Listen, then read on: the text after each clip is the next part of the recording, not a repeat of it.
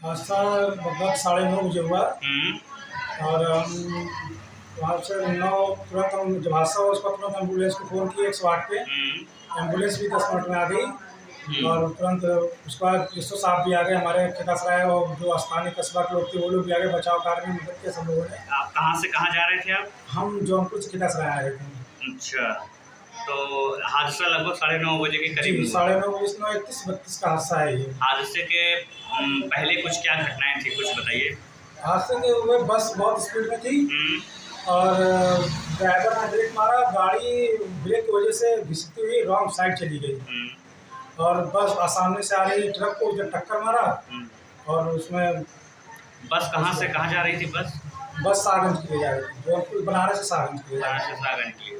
उस बस में कितने यात्री लगभग सवार रहे होंगे? थी। बस में तो सीट बराबर पूरे थे, प्लस स्टैंडिंग में भी कुछ लोग थे। तब बस पर भी लगभग एक कोई आंकड़ा 20, 30, 50 मान के चलिए बस में 60 लोग लगभग थे। अच्छा, तो हादसे के बाद कितने लोग घायल हैं, कितने मृत हैं, कुछ इसकी? हमारे रिश्ते की हम जो आप यहाँ देखे तो वहाँ पे तो 4 लोग की मृत्यु हुई थी, एक बच्ची उसमें भी है। और घायल कंडक्टर घायल हो गया था, और ड्राइवर तो हम ड्राइवर सीट के पास गए तो ड्राइवर नहीं था उसमें बस में। अच्छा। अब ड्राइवर सीट का दरवाज़ा खुला हुआ था। अच्छा, और कंडक्टर तो घायल हो गए थे उनके बहुत, और एक और कंडक्टर साहब उसमें थे, दूसरी बस के थे वो भी अपनी ड्यूटी खत्म करके वापस आ रहे थे।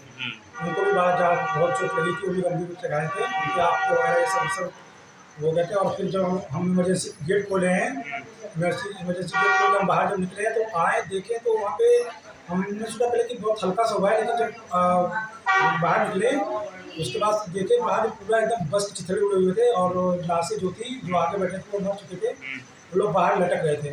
आगे वाले शीशा टूट गया था, उससे बाहर लाशें लटक रही थी।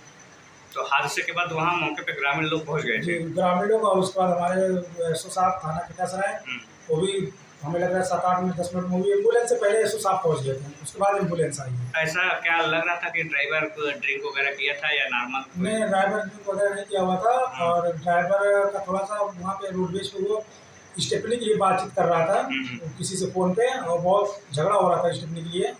वहाँ पे गाली गलौज भी हुआ था स्टेपनी के लिए, मालिक से वगैरह, मालिक उसको गाली भी दे रहा, कौन था ये नहीं बताया हमें, लेकिन स्टेपनी के लिए वहाँ पे झगड़ा हुआ था। मतलब हादसे का मुख्य कारण जो है रोडवेज की अत्यधिक गति होना। अत्यधिक गति होना, क्योंकि जब सामने ट्रक आया तो वो गति को अपने नियंत्रित नहीं कर पाया। गति नियंत्रित नहीं कर पाया, और ब्रेक मारा, और ब्रेक जो है गाड़ी वो घिसते हुए रॉन्ग साइड चली गई। रॉन्ग साइड चली गई, इसीलिए जो हादसा हो गया। हादसा हो गया। हादसे में जो उसमें सवार घायल लोग हैं मृतक, वो आसपास के हैं कहीं अदर जिले के? तो हमें जानकारी नहीं है।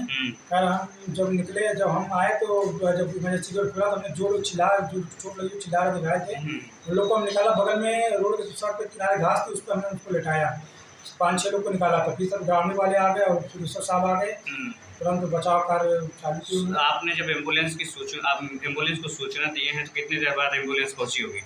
एम्बुलेंस लगभग हमें 10 मिनट बाद आ गई थी। 10 मिनट बाद आ गई? हाँ, एम्बुलेंस वाले जो कॉल किए थे हमें, हमारे पास कॉल हिस्ट्री में उनका रिकॉर्ड भी है, वो लोग आ गए पहले। लेकिन हमारा थाना प्रभारी और जो हमारे थाने के लोग बहुत अच्छे लोग हैं, वो लोग हमें लग रहा है दुर्घटना होने 5 मिनट के अंदर वो लोग 5 किलोमीटर तय करके आ गए स्टेशन पर, थाने वाले। जैसा कि जब आप जौनपुर से चले हैं जी, तो रास्ते में कुछ आपको लगा कि गाड़ी स्पीड ज़्यादा है या? जी, गाड़ी स्पीड ज़्यादा है। लोगों ने उनको बोला भी कि भैया आराम चलिए, तो बोले कि हम लोग को सागर झूठ करना है, हमको सुबह 5:30 बजे की गाड़ी लेकर चलनी है। बहुत ज़्यादा स्पीड गाड़ी जी, की? बहुत ज़्यादा स्पीड गाड़ी थी, हमें लगता है गाड़ी 100 के करीब मिलेगी। जैसे कुछ लोग वहाँ मौके पे चर्चा भी कर रहे थे कि किसी गाड़ी को ओवरटेक करने के चक्कर में हुआ क्या? गाड़ी ओवरटेक करने के चक्कर में हुआ था। गाड़ी ओवरटेक हो चुकी थी, इतना ऊपर स्पीड था कि ब्रेक मारा जब गाड़ी घसीटते हुए उस पार चली गई।